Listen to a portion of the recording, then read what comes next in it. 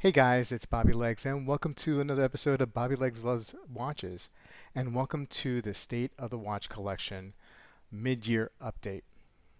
Back in January when I made the yearly State of the Collection video, I didn't really anticipate much in the collection changing. If anything, I was probably just going to add one more watch to the collection, a watch that I was seeking out. But in the last 6 months, a lot has changed, and I really discovered a lot about myself as a collector. A couple of those watches, the Hamilton Khaki Field Mechanical and the Islander ISL 09, I didn't think were going to leave the collection. I thought I would have them in there for a little while longer, but I sold them off pretty soon after I made that video. A couple of the watches came into the collection with full intention of staying in the collection, at least for a while, but they are lent out to other YouTube creators at the moment, and when I get them back, they're going to go up for sale. And that is the Laurier Gemini and the Steinhardt Marine Regulator. Plus, there's one other watch that I thought I would never really ever get rid of, but it's up for sale now, and I'll discuss that in a little while longer. But before we continue, please remember to like and subscribe and click that bell icon to get notifications every time I upload new videos. I love making these videos, and I hope you like them too. So let's flip the camera and see what's left in the box. Hey guys, so let's jump right to it. I didn't have this watch included in my stated collection at the beginning of the year.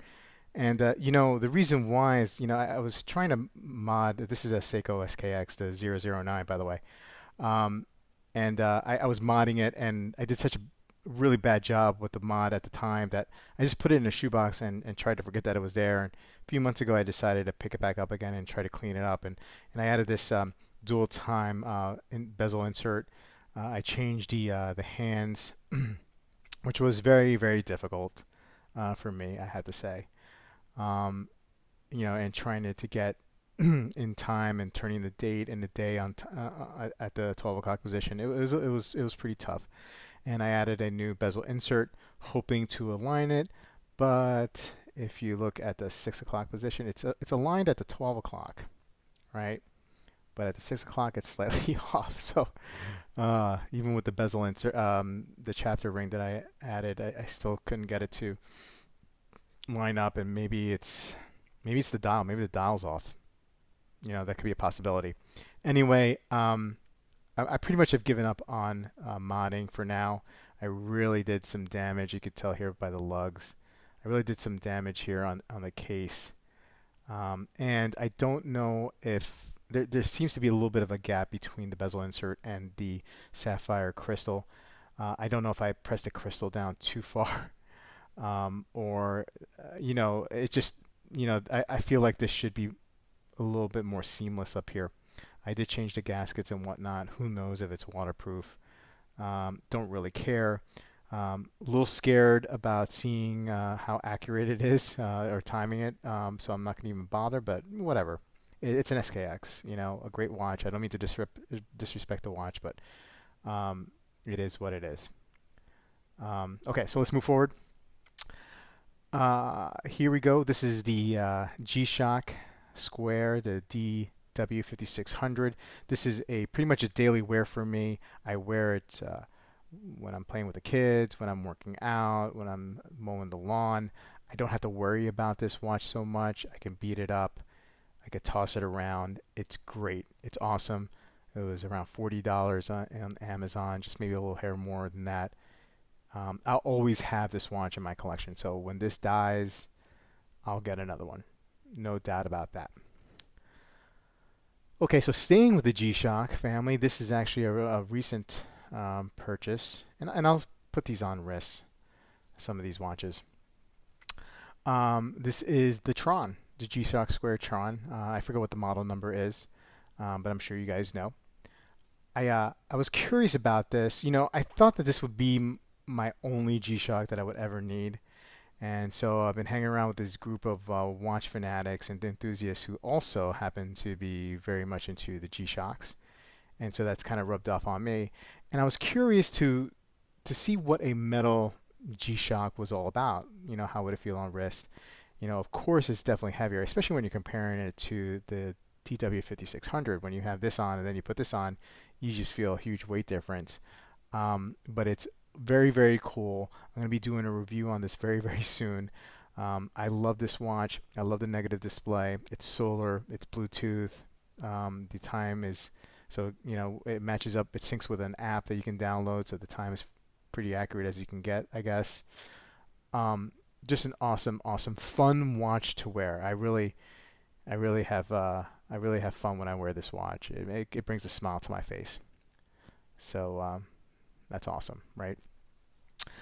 Okay, let's go to my first ever luxury watch purchase back in 2005, and this is the Girard Perregaux Seahawk 2.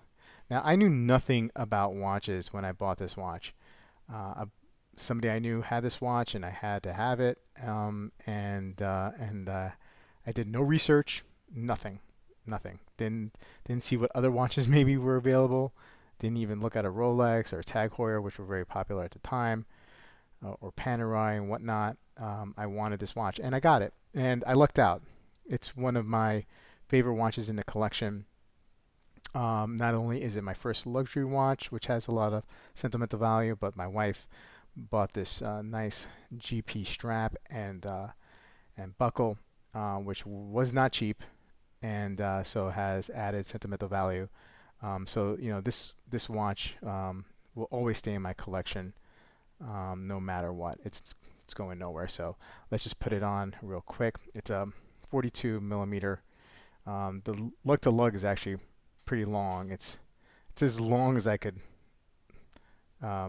really put on wrist here. I probably, yeah, it's a big watch, but I love it still. Okay, let's move on to the Panerai. I got this around 2006, 2007. I had a couple of buddies who worked for Richemont and who were watchmakers and worked specifically on Panerai, and they really turned me on to this watch, the Panerai Luminor. I love it. It's so simple. It just tells the time. It's two hands, not even a second hand. It's a manual wind. It's got a Unitas 6497 in it. Just an awesome, awesome watch. A tank. I've yet to get it serviced. I don't need to get it serviced. It keeps good time, and it's just a tank. It's 44 millimeters, and it's on this awesome rubber strap. Just an awesome, fun watch to wear. Just a tank. Great watch.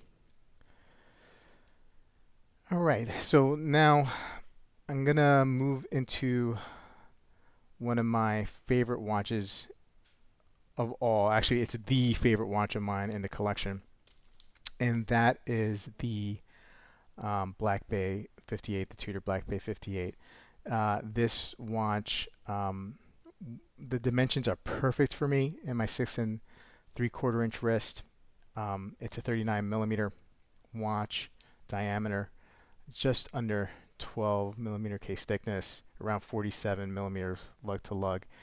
And it's also a very simple, three-handed watch, no date, 70-hour power reserve, in-house movement, and the snowflake hands. I just love the snowflake hands. Just a beautiful, beautiful watch. And like I said, my favorite watch in the collection.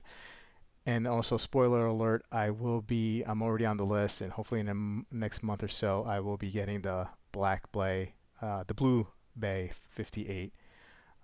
Looking forward to that watch. And that gets me to one of the casualties of my collection, and that is the Zenith El Primero. That watch is now with Random Rob. He's going to be doing a review on it, and then we're going to putting it up for sale. I really liked the El Primero, but unfortunately, I'm just not a chronograph guy. The watch is legendary. It's got a legendary movement, and that's not to say that I will never pick up an El Primero down the road. There are so many different variations of the El Primero, and there's so many out there that if I ever wanted to get my hands on one, I'm fairly confident I could get the one exactly the one I want fairly quickly for a good price. So I am selling that watch to fund the new Black Bay, the Blue Bay 58, which I'm all about brand diversity. I mean, yes, I have two G-Shocks here, um, and I will have two Tudors in my collection, but I'm actually totally fine with being the Tudor Black Bay 58 guy and just collecting every single new variation that they come out with, every single new model in the 58, because I just love that watch, and I know I'm gonna love the Blue Bay when I get it.